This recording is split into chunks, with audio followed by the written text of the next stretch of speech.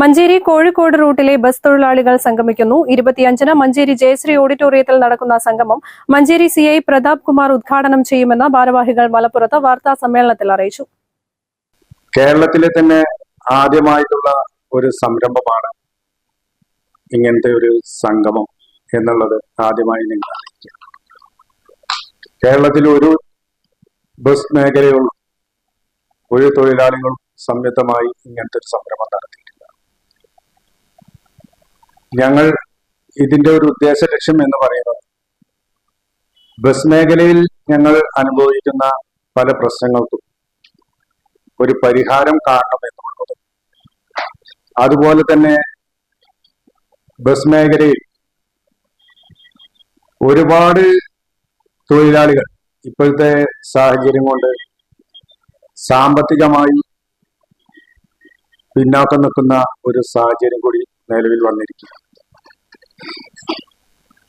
ഒരു 10-30 വർഷക്കാലം മുന്നേ പണിയെടുത്ത തൊഴിലാളികൾ എല്ലാവരും കൂടിയിട്ടാണ് ഞങ്ങൾ ഇങ്ങനത്തെ ഒരു സംഗമം സംഘടിപ്പിക്കാൻ ഉദ്ദേശിച്ചിട്ടുള്ളത്.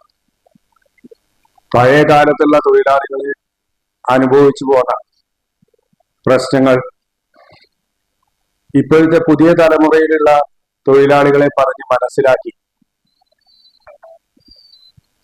ബസ് മേഖലയിൽ പണിയെടുക്കുന്ന തൊഴിലാളികൾക്ക് പൊതുജനങ്ങളുമായി എങ്ങനെ സമ്പർക്കം പുലർത്തി ആ ബസ് മേഖല നിലനിർത്തി കൊണ്ടുപോകണം എന്നുള്ള ഒരു മോട്ടിവേഷൻ കൊടുക്കുക എന്നുള്ള ലക്ഷ്യം കൂടി ഞങ്ങൾ ഇതിൽ കരുതുന്നു.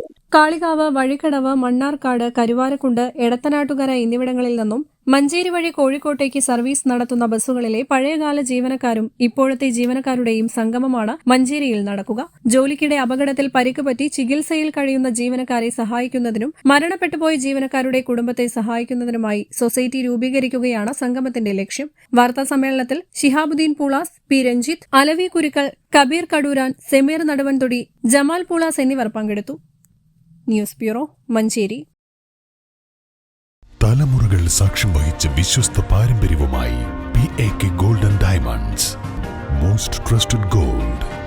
PAK Gold and Diamonds.